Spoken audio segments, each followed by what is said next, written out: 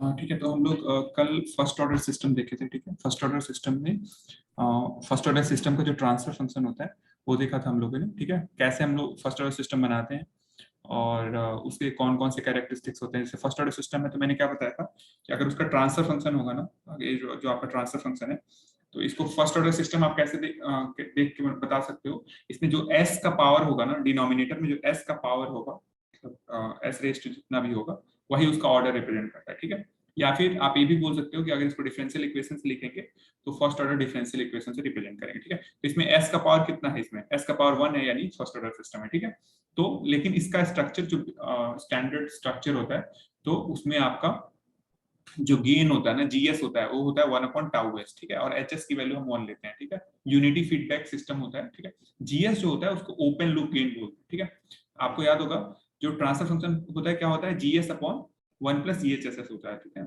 उससे उससे हमारा क्या आया था, उससे पूरा हमारा सीएस अपॉन आरएस आया था 1/τs+1। तो हमारा फर्स्ट ऑर्डर सिस्टम था। और हम फर्स्ट ऑर्डर सिस्टम का हम लोग एनालाइज कर रहे थे जब हम उसको स्टेप इनपुट दे रहे थे। ठीक है ना, स्टेप इनपुट का मतलब जब हम आरटी की वैल्यू यूटी रख रहे थे, मतलब आरटी क्या है, आपका इनपुट सिग्नल होता है। अब आरटी के पे हम यूटी रखते हैं तो जो भी आपका आउटपुट आएगा, आउटपुट मतलब सीटी, उसको हम एनालाइज कर रहे थे। ठीक है, कौन है?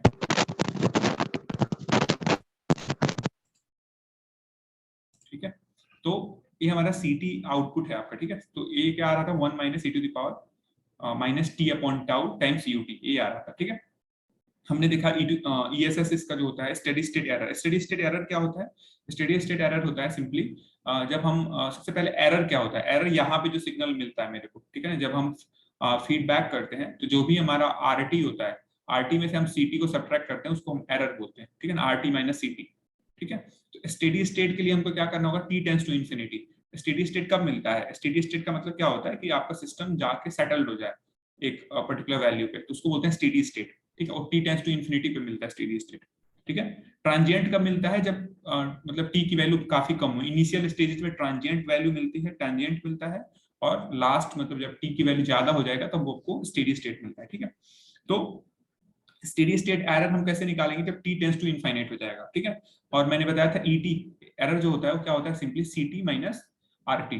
ठीक है ना, जो एरर होगा वो क्या होगा, आउटपुट माइनस जो भी आउटपुट होगा उसमें से अगर आरटी को सब्ट्रैक्ट कर दोगे तो आपका एरर आ जाएगा। ठीक है ना, तो सॉरी, आरटी माइनस सीटी। ठीक है ना, आरटी माइनस सीटी आपका हो जाएगा ईटी, और उसी से हम ईएसएस निकालते हैं। ठीक है, limit T tends to infinity तक के, तो हमारे ईएसएस 0 आया था। ओके, तो ये सारा चीज हम लोग किए थे। ठीक है, तो हमारा फर्स्ट ऑर्डर सिस्टम था। ऐसे ही हमारा आज हम लोग स्टार्ट करेंगे सेकंड ऑर्डर सिस्टम। अच्छा, फर्स्ट ऑर्डर सिस्टम का प्रैक्टिकल एग्जांपल क्या है, ऐसा सिस्टम जिसमें एक एनर्जी स्टोरिंग एलिमेंट हो, जैसे आरसी सर्किट हुआ, आरएल सर्किट हुआ। ठीक है ना, इसमें क्या होता है, सिंगल एनर्जी स्टोरिंग एलिमेंट है। तो जब सिंगल एनर्जी स्टोरिंग एलिमेंट होगा ना, तो उसको हम फर्स्ट ऑर्डर कंट्रोल सिस्टम के थ्रू रिप्रेजेंट कर सकते हैं। ठीक है, ये चीज हमेशा ध्यान रखना है। ठीक है, अब नेक्स्ट हमारा है सेकंड ऑर्डर सिस्टम्स। ठीक है, नेक्स्ट है हमारा सेकंड ऑर्डर सिस्टम। ठीक है, अब सेकंड ऑर्डर सिस्टम में क्या है, देखो इसमें क्या है कि इसको जो हम कैरेक्टराइज करते हैं, तो वैसे ही पहले जैसे हम लोगों ने जो फर्स्ट ऑर्डर जैसे सिस्टम था, वैसे ही सेकंड ऑर्डर सिस्टम भी बनाते हैं। बस इसमें जो ब्लॉक होगा ना, जिसमें गेन होगा, ओपन लूप गेन होगा, उसकी वैल्यू चेंज हो जाएगी। वो कुछ यहाँ पे भी आपका कंपेरेटर होगा, समर या फिर सब्ट्रैक्टर, और ये आपका ऐसे सिस्टम होगा। ठीक है,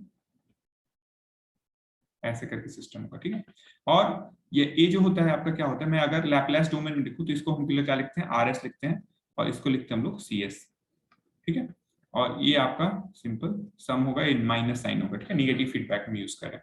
ठीक है, अब जो सबसे इंपॉर्टेंट चीज है कि इसका जो ओपन लूप गेन है वो क्या होता है। तो ओपन लूप गेन ना फर्स्ट ऑर्डर सिस्टम का जो स्टैंडर्ड होता है वो होता है omega N square divided by S into S plus two zeta N.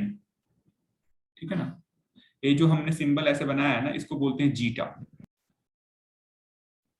इस सिंबल को बोलते हैं जीटा। ठीक है ना, तो इसको थोड़ा सा मैं शायद सही से लिखते हैं, ये है 2 टाइम्स जीटा एन, ठीक है। ये आपका जो जीएस है, जीएस क्या होता था, आपको याद होगा, कोई भी क्लोज लूप सिस्टम होता है, क्लोज लूप सिस्टम को हम लोग कैसे रिप्रेजेंट करते हैं, क्लोज लूप सिस्टम, किसी भी क्लोज लूप सिस्टम को हम लोग रिप्रेजेंट करते हैं जीएस, और नीचे होता है हमारा एचएस, ठीक है, और यहाँ पे कॉम्परेटर होता है, ठीक है। ऐसे हम रिप्रेजेंट करते हैं किसी भी क्लोज लूप सिस्टम को, और निगेटिव फीडबैक है तो यहाँ पे निगेटिव होगा, ठीक है। अब हमारा ये है आर एस और ये हमारा सी एस, ठीक है। तो याद होगा जो हमारा C S by R S क्या आता है, C S by R S जो आता है वो क्या आता है, G S divided by 1 plus G S H S, ठीक है। ये आपको याद होना चाहिए, किसके लिए, निगेटिव फीडबैक में। यहाँ पे निगेटिव, यहाँ पे देखो मैंने निगेटिव फीडबैक लगाया तो निगेटिव फीडबैक में लिखा, ठीक है। अब देखो यहाँ पे मैं एच एस की वैल्यू, यहाँ पे मैं एच एस की वैल्यू क्या ले रहा हूँ, एच एस की वैल्यू ले रहा हूँ, एच एस की वैल्यू ले रहा हूँ 1, ठीक है। और जीएस की वैल्यू क्या ले रहा हूँ, जीएस की वैल्यू ले रहा हूँ मैं omega N square divided by S into S plus 2 zeta omega N, ठीक है। ये मैं ले रहा हूँ, ये आपको याद करना हो क्योंकि ये स्टैंडर्ड फॉर्म है, ठीक है। अब इसको सेकेंड ऑर्डर सिस्टम क्यों बोलते हैं, देखो दो चीजें होती हैं, बहुत इंपॉर्टेंट है एग्जाम के लिए, डायरेक्ट क्वेश्चंस आते हैं ऑब्जेक्टिव में, ठीक है।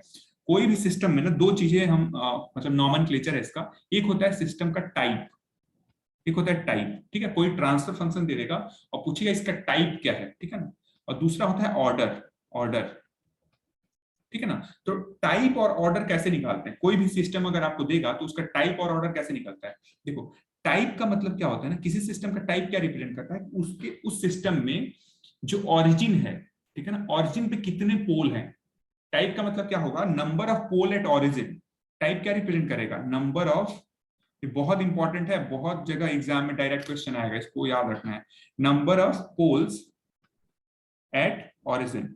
तो जितने पोल होंगे उतना ही उस सिस्टम का टाइप हो जाएगा, जैसे एक पोल होगा तो टाइप 1, दो पोल होगा तो टाइप 2, तीन पोल होगा तो टाइप 3, ऐसे होगा, ठीक है। ऑर्डर क्या रिप्रेजेंट करता है कि जो भी डिनोमिनेटर का है ना, हाईएस्ट जो पावर है एस का, ठीक है ना, हाईएस्ट पावर ऑफ डिनोमिनेटर, ठीक है ना, तो वो आपका रिप्रेजेंट करता है, ठीक है ना। एस का जो हाईएस्ट पावर होगा, highest highest power of S in the denominator,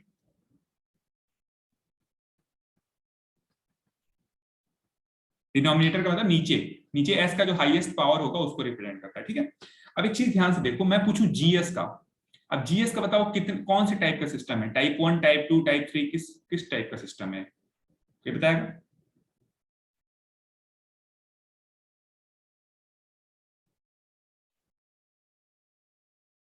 अगर मैं जीएस को प्लॉट करूं, अगर जीएस का पोल जीरो प्लॉट करूं मैं, तो ए, यहां इसमें कोई पोल है क्या ऑरिजिन पे, ऑरिजिन का मतलब यहां पे,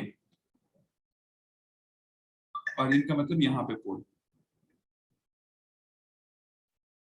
कितने पोल है ऑरिजिन पे बताओ, एक पोल है। हाँ, तो इसका टाइप कितना होगा, इस इक्वेशन का टाइप कितना हो जाएगा, इसका टाइप हो जाएगा, टाइप हो जाएगा 1, ठीक है। और ऑर्डर कितना होगा, देखो ऑर्डर बताओ, ऑर्डर कैसे पता चलेगा, जो एस का मैक्सिमम पावर है, एस को मल्टीप्लाई करो देखो कितना आएगा, एस और टाइम्स एस, एस स्क्वायर हो जाएगा, और इधर करोगे तो 2 जीटा ओमेगा एन एस, तो मैक्सिमम पावर कितना है, 2 है, तो ऑर्डर कितना हो जाएगा इस सिस्टम का, 2, ठीक है। तो इसको याद कर लेना, ठीक है ना, इसको याद रखना है, कहीं लिखा हो ना लिखा हो, बस इसको याद कर लो, मुझे अभी आया तो मैंने बता दिया याद करके, ठीक है। तो अगर आपको एक पूछा जाता है एग्जाम में, सिंपल सा एक दे देगा, ऐसे कोई दे देगा, ऐसे ऐसे लिख देगा, देखो ऐसे लिख देगा कि 1/s³ plus 2s² plus s plus 4, ठीक है, ऐसे दे देगा, पूछेगा जैसे मान लो इसने दे दिया जीएस, सिंपल जीएस ऐसे दे दिया जीएस, और पूछेगा कि इसमें इस सिस्टम का ऑर्डर बताओ और इस सिस्टम का टाइप बताओ, बताओ जल्दी बताओ टाइप क्या होगा इसका, what will the type,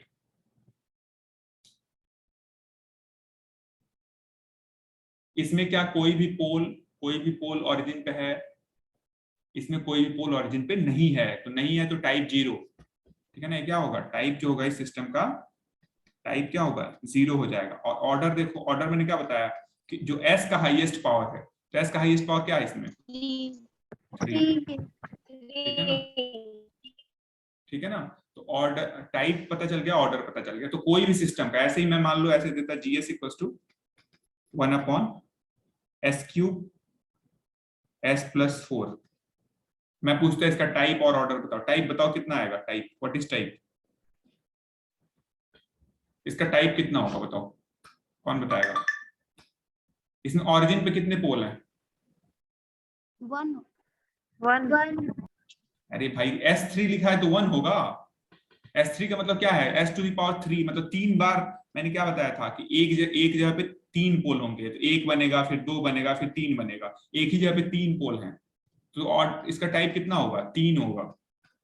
type कितना होगा? 3 होगा, ठीक है। टाइप 3 है, ऑरिजिन पे 3 पोल्स हैं। और ऑर्डर कितना होगा? ऑर्डर बताओ चलो। 4, ठीक है। तो इसको ये कर लेना, ये डायरेक्ट क्वेश्चन दिखेगा तुमको एग्जाम में, कोई ढंग का एग्जाम दोगे गवर्नमेंट जॉब वगैरह का, तो ठीक है। सिंपल सी चीजें, बहुत सिंपल चीजें, बट ये आती है एग्जाम में, ठीक है, इसलिए मैंने बता दिया। एनीवेज, तो इसको याद रखना है, ठीक है। तो हम क्या बात कर रहे थे? हम लोग सेकेंड ऑर्डर सिस्टम की बात कर रहे थे। तो सेकेंड ऑर्डर आप इसको जीएस को भी देख के बता सकते हो कि जो जीएस है ना, मतलब जीएस एचएस को मल्टीप्लाई करोगे तो उसका जो ऑर्डर होगा वो सिस्टम का भी ऑर्डर होगा, वो आप देख के बता सकते हो, ठीक है। देखो जीएसएचएस को मल्टीप्लाई करो कितना आएगा? देखो जीएसएचएस को मल्टीप्लाई करोगे तो सिंपल जीएस ही हो जाएगी, क्योंकि एचएस की वैल्यू 1 है। तो इसमें एस का पावर ऑर्डर कैसे निकालते हैं? एस का मैक्सिमम पावर, तो एस का मैक्सिमम पावर कितना है? 2 है, इसीलिए इसको हम लोग क्या बोल रहे हैं? Second order system. यहाँ देखो सबसे पहले क्या लिखा गया? Second order system. क्यों? क्योंकि इसमें जो डिनोमिनेटर पॉलिनोमियल का मैक्सिमम जो एस का पावर है वो कितना है? 2 है, ठीक है। तो सेकेंड ऑर्डर सिस्टम है, ठीक है। अच्छा, तो इतनी कहानी अभी पता चल गई आपको, ठीक है। अब हमको क्या निकालना है? हमको क्या दिया हुआ है इसमें? सिंपल हमको जीएस दिया हुआ है, लेकिन हमको निकालना क्या है? CS/RS निकालना है, ठीक है ना। मेरे को बस इसका पता है, लेकिन मेरे को क्या निकालना है? CS/RS। CS/RS क्या होता है? ट्रांसफर फंक्शन, ठीक है। आउटपुट अपॉन इनपुट, ठीक है ना, लैप्लास ट्रांसफॉर्म डोमेन में, ठीक है। तो आउटपुट क्या, ट्रांसफर फंक्शन का मतलब क्या होता है? Laplace transform of output divided by Laplace transform of input keeping initial conditions equal to 0, ठीक है। तो आपको याद होगा हम लोग जब ट्रांसफर फंक्शन का डेफिनेशन देखे थे तो उसने ये किया था, ठीक है। अब देखो CS/RS हमको निकालना है, तो अब इसमें रख देते हैं सिंपल। तो हमको निकालना था CS डिवाइड बाई RS, ठीक है। जीएस की वैल्यू क्या है? जीएस की वैल्यू है omega n² upon s into s plus 2 zeta omega n। अभी हम देखेंगे कि जीटा का मतलब क्या होता है, ओमेगा n क्या होता है, ठीक है ना। तो इससे डरना नहीं है, अभी उसको हम लोग समझेंगे क्या है, ठीक है। और नीचे क्या हो जाएगा? 1 प्लस जीएस का फिर से लिख दूंगा मैं, omega n² upon s into s plus 2 zeta omega n, ठीक है। ये हमारा, और एचएस की वैल्यू 1, तो ये तो पूरा वही हो जाएगा, ठीक है। अब इसको फर्दर लिखोगे तो क्या लिखोगे? तो हो जाएगा CS डिवाइड बाई RS, ठीक है। अब देखो जब इसको हम सम करेंगे तो नीचे नीचे जो होगा ये दोनों कैंसिल हो जाएंगे, इससे और ये वाला कैंसिल हो जाएगा, ठीक है ना। ये वाला चीज इससे कैंसिल हो जाएगा, तो क्या आएगा आपका टोटल? ये आ जाएगा ओमेगा n² डिवाइडेड बाय, ठीक है। ये देखो क्रॉस मल्टीप्लीकेशन हो जाएगा इससे 1 से, क्या आ जाएगा? देखो ये आ जाएगा s into s plus 2 zeta omega n, ठीक है ना। ये आ गया, और प्लस ओमेगा n², ठीक है। और ये दोनों आपस में कट आ गए, ठीक है ना। ये वाले दोनों आपस में कट गए, ठीक है ना। तो बचा इतना, ठीक है। इसको थोड़ा सा और सिंप्लीफाई कर लेते हैं हम लोग। CS divide by RS first क्या आ गया? Omega n² divided by, multiply करते थे s इंटू s, कितना हो जाएगा? s² plus 2 zeta omega ns और प्लस ओमेगा n², ठीक है। ये आपका क्या आ गया? ट्रांसफर फंक्शन आ गया। किसका transfer? Second order control, second order system का ट्रांसफर फंक्शन, ठीक है ना। ये आपका आ गया सेकेंड ऑर्डर सिस्टम का ट्रांसफर फंक्शन, ठीक है। इसको बहुत ध्यान से याद कर लो, ठीक है। सेकेंड ऑर्डर सिस्टम का आपका ट्रांसफर फंक्शन याद होना चाहिए, ठीक है। Omega n² upon s² plus 2 zeta omega ns plus omega n², ठीक है। ये आपको याद होना चाहिए, ठीक है, रट्टा होना चाहिए, ठीक है। जैसे ये आपका ऐसे फर्स्ट ऑर्डर का भी याद होना चाहिए, 1/τs+1। यहाँ पे टाउ क्या है? टाइम कांस्टेंट है, ठीक है। अच्छा, इसमें क्या है? अब देखो, अब हम देखते हैं इसमें कि क्या क्या जो टर्म हमने लिखा है वो क्या क्या है, ठीक है। इसमें जो ओमेगा n टर्म है ना, ओमेगा n, इसको बोलते हैं हम लोग natural frequency, natural frequency of oscillation, ठीक है ना। ओमेगा एन को क्या बोलेंगे, नेचुरल फ्रीक्वेंसी ऑफ ऑसिलेशन, ठीक है। और जो जीटा है ना, टर्म जीटा, इसको बोलते हैं ना डैम्पिंग रेशियो, डैम्पिंग रेशियो, ठीक है। जीटा को क्या बोलते हैं हम लोग, डैम्पिंग रेशियो बोलते हैं। एक और चीज इसमें, ये भी बहुत एग्जाम में आता है क्वेश्चन, आता है जीटा ओमेगा एन को क्या बोलते हैं, जीटा टाइम्स ओमेगा एन, इसको बोलते हैं डैम्पिंग फैक्टर, डैम्पिंग फैक्टर, ठीक है। अब इसको याद करना, आपने देख लेना, बहुत लोग कंफ्यूज हो जाते हैं। डैम्प आ जाएगा, विच of the following is a damping ratio, उसमें लिखा रहेगा जीटा ओमेगा एन, जीटा कुछ और लिख देगा, जीटा स्क्वायर, ठीक है, और एक और कुछ दे देगा, उसमें पूछेगा। अब लोग कंफ्यूज हो जाते हैं कि इसमें जीटा, जीटा को हम लोग डैम्पिंग फैक्टर बोलते हैं कि डैम्पिंग रेशियो बोलते हैं। आप अपने ट्रिक से याद रख सकते हो, कोई ट्रिक अपना लेना, अपने हिसाब से बना लेना, ठीक है ना। मेरे को जीटर याद है, ठीक है ना, मतलब जहां पे जीटा होगा तो उससे मैं जीटर, जीटर से मैंने उसको रेशियो समझ जाता हूँ, ठीक है ना। तो और जीटा ओमेगा एन, जब एक रेशियो होगा तो दूसरा जीटा ओमेगा एन वाला डैम्पिंग फैक्टर होगा, ठीक है। तो ये एग्जाम में आता है, ठीक है, बहुत अच्छे अच्छे एग्जाम में आता है। तो इन सब चीजों को अंडरस्टिमेट मत करो, इसको भूलना नहीं, इसको याद रखना है, ठीक है। और ये मत सोचना कि डिप्लोमा के बाद काम नहीं आएगा, सब बीटेक में सबसे पहले ही सब्जेक्ट काम आएगा, ठीक है। सबसे ज्यादा कोई सब्जेक्ट काम आएगा तो तुम्हारा ये सब्जेक्ट आएगा काम में, जान लेना बीटेक में। मैथ्स और उनको छोड़ दो, तो सबसे ज्यादा काम का सब्जेक्ट है, तुम दोबारा सारा चीज बीटेक में पढ़ने वाले हो, ठीक है। ये सब्जेक्ट माइक्रो प्रोसेसर हुआ, ईडीसी हुआ, ये सारे सब्जेक्ट्स बहुत कॉमन सब्जेक्ट्स हैं बीटेक के। एनीवेज, तो ये हमारा हो गया।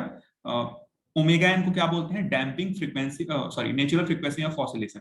मतलब कोई चीज ऑसिलेट हो रहा होता है ना, ऑसिलेट का मतलब क्या हो रहा होगा, मतलब ऑसिलेशन, आप लोग ऑसिलेटर पढ़े हो, ठीक है ना। तो ऑसिलेटर का अगर मान लो नेचुरल फ्रीक्वेंसी जो होगा उसी को हम लोग ओमेगा एन बोलते हैं। जीटा क्या होता है, डैम्पिंग रेशियो, और जीटा ओमेगा एन होता है डैम्पिंग फैक्टर। अब देखो डैम्पिंग जो मैं बार बार बोल रहा हूँ, व्हाट इज डैम्पिंग, जो डैम्पिंग मैं बोल रहा हूँ, कोई जानता है डैम्पिंग का मतलब क्या होता है, anyone of you, what is damping?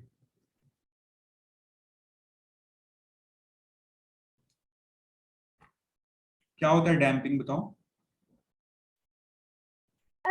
खाली करना होता है क्या? कलेक्शन करना। डैम्पिंग का मतलब कलेक्शन करना नहीं। जैसे कोई एक तरह की चीजें हैं तो उसको एक जगह पे ले जाके डंप कर देना। जैसे सर गार्बेज होता है तो उसको अरे वो डंपिंग नहीं, मैं एक पूछ रहा हूँ, नहीं नहीं नहीं, डंपिंग नहीं है, डैम्पिंग है। तो तुम, डैम्प। हाँ डीएमपी, तुम डंप बोल रहे हो, किसी को उठा के गार्बेज में फेंक, वो डीयूएमपी होता है। मैं डैम्पिंग पूछ रहा हूँ, व्हाट इज डैम्पिंग। एनीवेज, तो देखो क्या है ना, बेसिकली डैम्पिंग को समझने का मतलब क्या है ना, कि मान लो कोई चीज है, जैसे मान लो कोई चीज है, ठीक है, वो उसमें फ्लक्चुएशंस बहुत सारे हो रहे हैं, फ्लक्चुएशन बहुत सारे हो रहे हैं, ठीक है। उस फ्लक्चुएशन को कंट्रोल करने की जो एबिलिटी होती है ना, ठीक है ना, उस जैसे मान लो कोई चीज में अगर फ्लक्चुएशंस होते हैं, उस चीज को अगर कंट्रोल करने की जो एबिलिटी होती है ना, वो डैम्पिंग होती है। मेरी बात समझ रहे हो, कोई ऑसिलेशन हो रहा हो, ठीक है ना, कोई चीज चेंज हो रहा है बार बार, उसको आप कंट्रोल कर पा रहे हो, ठीक है ना, रिड्यूस कर पा रहे हो बार बार, जो सडन चेंजेस हैं, फ्लक्चुएशंस हैं, उनको रिड्यूस करने की जो एबिलिटी होती है ना, उसको बोलते हैं ना डैम्पिंग। समझ में आया मैं डैम्पिंग का मतलब क्या? कोई चीज मान लो, जैसे मान लो कि आपने कोई सिंपल सा एक्सपेरिमेंट आप लोग किए होंगे सब लोग, अगर वेव पढ़े होंगे आप लोग हाई स्कूल इंटर जिसमें भी, तो आप क्या करते हो, एक मान लो दीवार है, इसमें से आप एक रस्सी ले लो, ऐसे रस्सी ये करके, और जब रस्सी को इधर से खींचते हो तो ऐसे स्टैंडिंग वेव पैटर्न बन जाता है ना। लास्ट में आप देखोगे ना, ये क्या होता है कि जो जहां जो सिरा होता है, जहां से पकड़, जहां से अटैच होता है, वहां से आते आते आपके हाथ तक जो उसका जो फ्रीक्वेंसी ऑफ ऑसिलेशन, मतलब उसका जो ऑसिलेशन है ना, वो कम होता जाता है, ठीक है ना, ऐसे एक करके, ठीक है। तो मतलब क्या होता है कि कोई चीज में अगर फ्लक्चुएशन हो रहा है, उसको रिड्यूस करने की जो एबिलिटी है, उसको हम लोग बोलते हैं डैम्पिंग, ठीक है ना। तो अब एक चीज बताओ, ये जो हम जीटा की बात कर रहे हैं, वो क्या रिप्रेजेंट करता है, वो डैम्पिंग रेशियो रिप्रेजेंट करता है, ठीक है। अब मान लो कोई सिस्टम आपको बनाना है, जिसमें आप कोई सिस्टम चाह रहे हो, कोई स्टेबल सिस्टम, ठीक है ना, तो उसमें जो आपका जीटा की वैल्यू होना चाहिए, वो ज्यादा होना चाहिए या कम होना चाहिए, मतलब जो डैम्पिंग होना चाहिए वो ज्यादा होना चाहिए या कम होना चाहिए? मैंने क्या बताया डैम्पिंग का डेफिनेशन? डैम्पिंग का मतलब क्या होता है? The ability to reduce the fluctuations, मतलब कोई चीज के फ्लक्चुएशन को रिड्यूस करने की जो एबिलिटी होती है, ठीक है ना, जो भी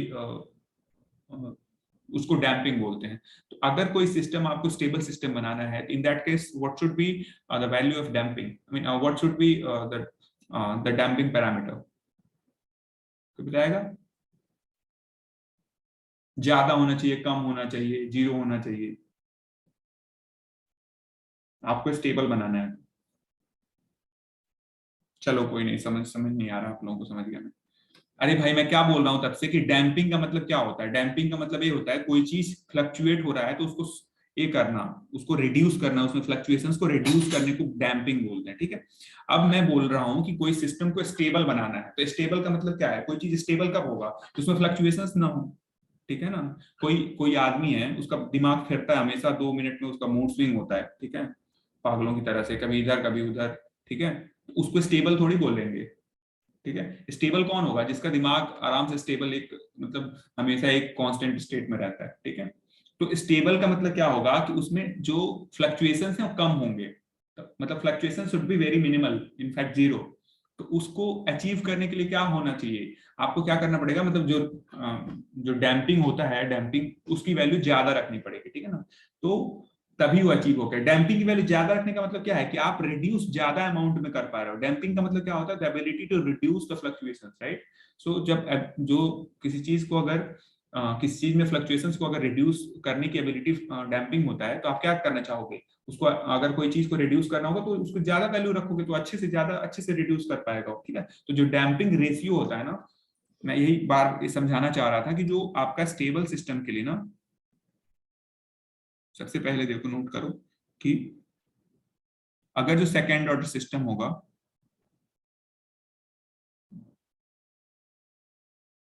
इस पॉइंट को वेट,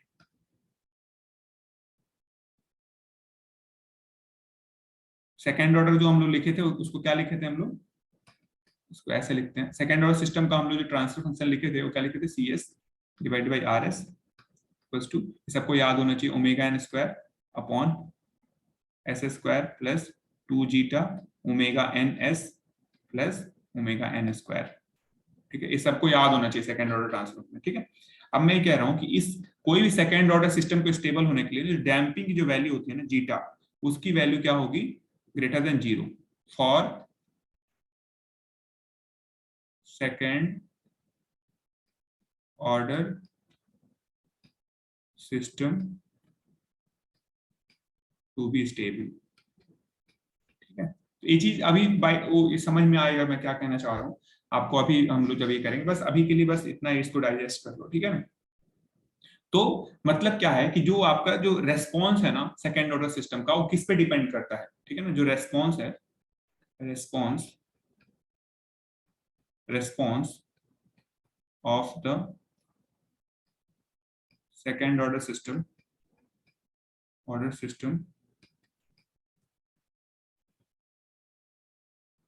completely depends,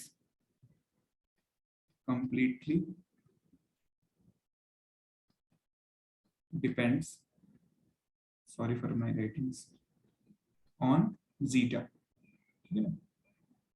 मतलब जीटा पे डिपेंड करता है कंप्लीटली, अभी देखेंगे वो कैसे करता है, ठीक है। और स्टेबल कब होगा? जब जीटा की वैल्यू जीरो से ज्यादा, ठीक है ना। जीरो से ज्यादा का मतलब क्या होगा? जीरो से ज्यादा का मतलब क्या होगा? जीटा की वैल्यू जीरो से ज्यादा का मतलब क्या होगा कि आपका जीटा पॉजिटिव नंबर हो। जब पॉजिटिव नंबर होगा तभी आपका सिस्टम स्टेबल होगा, ठीक है, सेकंड ऑर्डर सिस्टम, ठीक है। तो यहाँ तक आपको क्या क्या समझना है, जो चीजें मैंने बताई, इसमें क्या समझना है आपको? पहली चीज कि सेकंड ऑर्डर सिस्टम का बेसिक स्ट्रक्चर क्या होता है। तो बेसिक स्ट्रक्चर ये वाला होता है, ठीक है। इसमें आपका जो ओपन लूप जो जीएस होता है क्या होता है? Omega N square upon S into S plus 2 zeta omega N, ठीक है। इसको याद कर लेना है, ठीक है। ये स्टैंडर्ड फॉर्म मतलब फॉर्म है इसका, ठीक है। अभी कहां से आया, क्यों आया, ठीक है। एक्चुअल में आप कोई भी फॉर्म रख सकते हो, बट एक नोटेशन है जो सब लोग एक्सेप्टेबल नोटेशन है, ठीक है ना। तो इसी के हिसाब से आप उसको मॉडल, किसी भी सिस्टम को मॉडल कर सकते हो, इसलिए आपको ये याद करना है, ठीक है। ये तो याद करना ही है। फिर जो कंप्लीट इक्वेशन आता है, जो ट्रांसफर फंक्शन है, C S upon R S equal to omega N square upon S square plus 2 zeta omega N S plus omega N square, ये आपको याद करना है। अब मैं पूछूं इसका ऑर्डर कितना है, तो ऑर्डर आप बता दोगे सिंपल 2 ऑर्डर है। क्यों? क्योंकि हाईएस्ट पावर डिनोमिनेटर में s का कितना है 2 है, तो आपका ऑर्डर 2 हो गया। और क्या इसमें इंपॉर्टेंट है, जो ओमेगा एन होता है वो क्या होता है, नेचुरल फ्रीक्वेंसी ऑफ ऑसिलेशन होता है, ठीक है ना। जो ओमेगा एन होता है वो नेचुरल फ्रीक्वेंसी ऑफ ऑसिलेशन होता है, और जो जीटा होता है वो क्या होता है, डैम्पिंग रेशियो होता है, ठीक है। और जीटा ओमेगा एन को क्या बोलते हैं हम लोग, डैम्पिंग फैक्टर बोलते हैं, ठीक है। तो हमेशा कंफ्यूज नहीं होना है, डैम्पिंग रेशियो डैम्पिंग फैक्टर में कंफ्यूज नहीं होना है। आप ट्रिक बना लेना, जो भी जैसे भी याद करने वाला ट्रिक होगा तो उसको देख लेना, ठीक है। तो इतना हो गया, ठीक है। अब हमने क्या देखा कि जीटा की वैल्यू जब 0 से ज्यादा होगी तो सिस्टम आपका सेकंड ऑर्डर सिस्टम आपका क्या होगा, स्टेबल होगा, ठीक है ना। अब देखो एक चीज ध्यान से कि हमको क्या करना है ना, हमको पढ़ना है सेकंड ऑर्डर सिस्टम जब हम उसको यूनिट स्टेप रेस्पॉन्स देते हैं, ठीक है ना। मतलब second order system under unit step signal. मतलब बेसिकली हमको क्या निकालना है, यूनिट स्टेप रेस्पॉन्स निकालना है सेकंड ऑर्डर सिस्टम का, ठीक है। मतलब क्या है, आपको पता है कि जो सीएस होता है ना, यूनिट स्टेप सिग्नल, आप मतलब जो इनपुट दोगे, जो इनपुट होगा, इसका मतलब क्या होगा, जो इनपुट दोगे वो क्या दोगे, स्टेप सिग्नल दोगे, स्टेप सिग्नल, ठीक है ना। स्टेप सिग्नल को कैसे डिफाइन करते हैं हम लोग, स्टेप सिग्नल को कैसे डिफाइन करते हैं, यूटी से करते हैं। और यूटी इक्वल टू क्या होता है, यूटी इक्वल टू 1 होता है when T greater than 0, T greater than equal to 0 लिखो, ठीक है ना। और 0 अदरवाइज। यूटी को हम लोग ऐसे डिफाइन करते थे, याद होगा आपको, ठीक है ना। यूटी कैसे प्लॉट करते थे हम लोग, यूटी जो हम प्लॉट करते हैं कुछ ऐसे प्लॉट करते हैं, इसकी वैल्यू 1 होती है, ठीक है। ये आपका है u ऑफ टी और ये आपका t, ठीक है ना। ये आपका ut है। इसका जो लैप्लास ट्रांसफॉर्म आता है, इसका जो लैप्लास ट्रांसफॉर्म होता है, मतलब ut का जो लैप्लास ट्रांसफॉर्म होता है वो क्या होता है 1/s, ठीक है ना। ut का लैप्लास ट्रांसफॉर्म 1/s होता है, ठीक है। ये चीज हम लोग देखा है। अब जब हम बेसिकली हम क्या कर रहे हैं, हम यहाँ पे rt पे जगह पे rt की जगह पे क्या कर रहे हैं, rt को क्या रख रहे हैं, ut रख रहे हैं। क्यों? क्योंकि हमको क्या करना है, यूनिट स्टेप सिग्नल अप्लाई करना है, तो हम इसलिए इनपुट पे ut अप्लाई कर रहे हैं। मतलब क्या होगा कि rs की वैल्यू क्या हो जाएगी, rs की वैल्यू हो जाएगी, आप क्या करो लैप्लास ट्रांसफॉर्म ले रहे हो, तो लैप्लास ट्रांसफॉर्म ऑफ ut, क्या लैप्लास ट्रांसफॉर्म ऑफ ut कितना है 1/s, ठीक है। तो rs इक्वल टू 1/s आ गया, ठीक है। अब ये जो ऊपर हमने लिखा है, ये जो बड़ा सा लिखा है, क्या लिखा है देखो, cs upon rs as cs divided by rs equal to, सबको याद होना चाहिए, omega N square upon S square plus 2 zeta omega N S plus omega N square, ठीक है। अब हम क्या रखेंगे यहाँ पे rs, यहाँ पे cs कितना हो जाएगा, और cs इक्वल टू क्या हो जाएगा, rs किधर चला जाएगा, इस साइड आ जाएगा, ये हो जाएगा omega N square upon S square plus 2 zeta omega N S plus omega N square, ठीक है। और rs यहाँ आ गया, rs, इसको मैं फर्दर क्या लिख सकता हूँ, rs की वैल्यू कितनी रखनी है हमको, rs की वैल्यू रखनी है 1/s, तो इसको हम लिख सकते हैं 1/s times omega N square upon S square plus 2 zeta omega N S plus omega N square, ठीक है। मतलब क्या है कि हमारा जो cs आया है, cs की जो वैल्यू आई है वो कितनी आई है, ये आई है omega N square upon s times S square plus 2 zeta omega N S plus omega N square, ठीक है। ये हमारा आ गया cs की वैल्यू। cs की value under what condition, under when we are applying what, we are applying step signal, ठीक है ना। स्टेप्स जब सिग्नल अप्लाई कर रहे हैं उस केस में हमारा cs है। cs का मतलब क्या है, रेस्पॉन्स है, ठीक है। अब देखो, अब हमारे पास दो चीजें हैं, एक तो है आपका सी किस डोमेन में दिया हुआ है, ये आपका लैप्लास डोमेन में दिया हुआ है, ठीक है। अब इससे अगर हमको टाइम डोमेन में जाना होगा तो क्या कर सकते हैं, हम इसका इनवर्स लैपलास ट्रांसफॉर्म ले सकते हैं, ठीक है।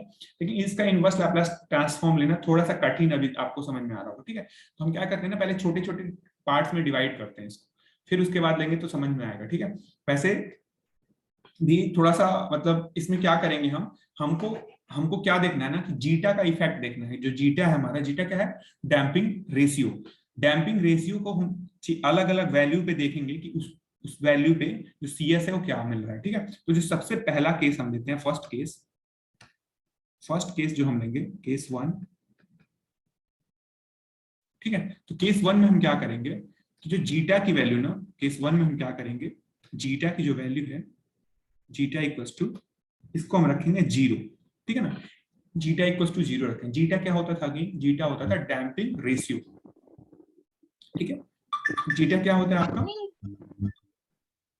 मेरे कपड़े उतार दो, आंधी आ रहा है।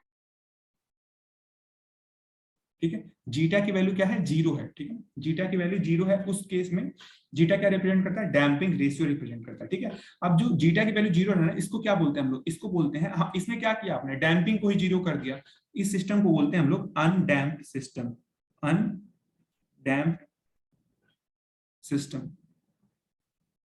ठीक है। ये भी आता है एग्जाम में कि which of the following is undamped system, तो उसमें लिखा रहेगा zeta greater than 1, zeta equals to 0, zeta equals to 1, zeta is less than 1, ऐसे रहेगा 4 ऑप्शन, ठीक है ना। तो ये भी आपको याद रखना है।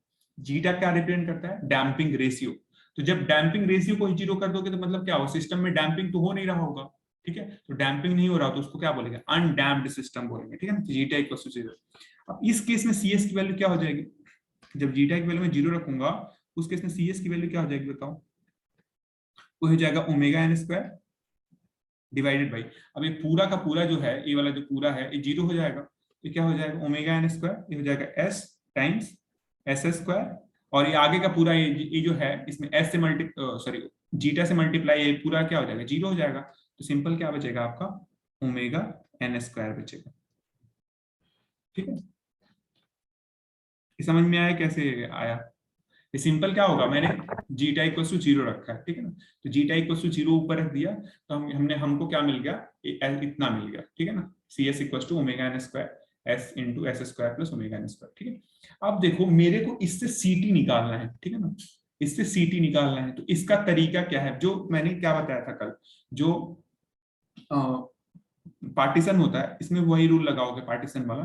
तो इसमें मैं डायरेक्ट लिख दे रहा हूं, आप ऐसे इसको कर सकते हो, ऐसे इसको लिख सकते हो ए अपॉन एस प्लस, ऐसे लिख सकते हो B upon S square plus omega N square, ठीक है। अब इसमें तुम कैलकुलेट करोगे ना, जैसे मैंने कल कैलकुलेट किया था, तो इससे इसकी वैल्यू क्या आ जाएगी, इसको मैं डायरेक्ट लिख दे रहा हूं, ए की वैल्यू आ जाएगी 1 सेकेंड, इसको आप बी एस प्लस सी लिखोगे, ठीक है ना।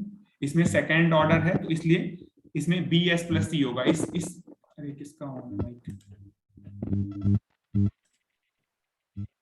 अनुप्रिया, ठीक है। तो ए बी एस प्लस सी होगा। अब मैं कुल मिला के मैं इसको देखो क्या लिख दे रहा हूँ, इसको आप कर लेना, इसको आप लोग किए होगे हाई स्कूल इंटर में, ठीक है, कैसे इसको अलग अलग करते हैं। तो सिंपल इसको मैं क्या लिखता हूँ, A upon S plus B S plus C, ठीक है। अब इसमें क्या होगा, सी की वैल्यू 0 हो जाएगी, देख के ही लग रहा है, ठीक है। सी की वैल्यू 0 हो जाएगी, ए की वैल्यू हो जाएगी 1 और बी की वैल्यू हो जाएगी -1। तो इसको कैसे लिख सकते हैं, इसको सिंपल हम ऐसे लिख सकते हैं 1/s प्लस प्लस प्लस को मैं माइनस कर देता हूं तो बी की वैल्यू -1 हो जाएगी, तो ये जाएगा -s upon S square plus omega N square, ठीक है। ये हमारा आ जाएगा इतना, ठीक है। ये चीज सी एस, आप इसको मल्टीप्लाई करोगे ना तो यही चीज आ जाएगा, ध्यान रखना। इसको अगर आप सॉल्व करोगे ना तो ये चीज आ जाएगा। मैंने इसी चीज को अलग अलग, मेरे को क्या करना है, इनवर्स लैपलास ट्रांसफॉर्म लेना है। इनवर्स लैपलास ट्रांसफॉर्म लेने के लिए ना मल्टीप्लाई में का मैंने ऐसे डायरेक्ट नहीं ले पाऊंगा, इसलिए मैं अलग अलग कर रहा हूँ। तो अलग अलग करने का तरीका ये है, फॉर्मूला है, ठीक है। तो अब उसमें मैंने ए और बी की वैल्यू निकाली, ए बी और सी की वैल्यू 0 हो जाएगी, बी की वैल्यू -1 और ए की वैल्यू हो जाएगी 1, ठीक है। तो ये आ जाएगा आपका सिंपल, ठीक है। अब इसका मैं ले सकता हूँ क्या, इनवर्स लैपलास ट्रांसफॉर्म इजीली ले सकता हूँ, क्यों, क्योंकि देखो आपको 1/s पता है, 1/s क्या होता है, यूटी का इनवर्स, जो यूटी होता है उसका लैपलास ट्रांसफॉर्म 1/s होता है, मतलब इसका इनवर्स लैपलास ट्रांसफॉर्म क्या हो जाएगा, यूटी हो जाएगा, ठीक है। एक और होता है, आपको मैंने बताया था कि जो cos थीटा होता है ना, cos ओमेगा टी जैसे है, ठीक है ना। तो cos ओमेगा टी का लैप्लास ट्रांसफॉर्म क्या होता है, ये होता है s upon S square plus omega square, ठीक है ना। ये चीज होता है cos ओमेगा टी का, ठीक है। तो ऐसे देखो यही इसी टाइप का फॉर्म ये वाला भी है, यानी आपको ये दोनों का लैप्लास ट्रांसफॉर्म पता चल गया। मतलब क्या होगा, अगर आपका यहां से इनवर्स लैप्लास ट्रांसफॉर्म लोगे आप, इनवर्स लैप्लास ट्रांसफॉर्म, जिनको अगर नहीं याद है वो देख लेना एक बार, मैंने अच्छे से बताया था इसको, आप मैथ्स में भी किए होगे, मैथ सेकंड में था लैप्लास ट्रांसफॉर्म, ठीक है। तो इनवर्स लैप्लास ट्रांसफॉर्म लोगे तो क्या आ जाएगा, ct, और that will be equal to u 1/s का क्या होता है, ut होता है, और minus s upon S square plus omega N square का अगर ये करोगे तो क्या हो जाएगा, cos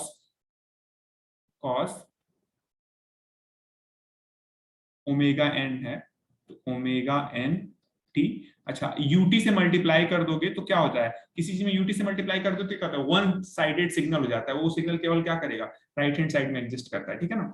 तो हमेशा क्या होगा, कोई भी लैप्लास ट्रांसफॉर्म निकालते हो ना आप, वन साइडेड अगर लैप्लास ट्रांसफॉर्म है तो हमेशा उसको यूटी से मल्टीप्लाई कर देते हो, ठीक है।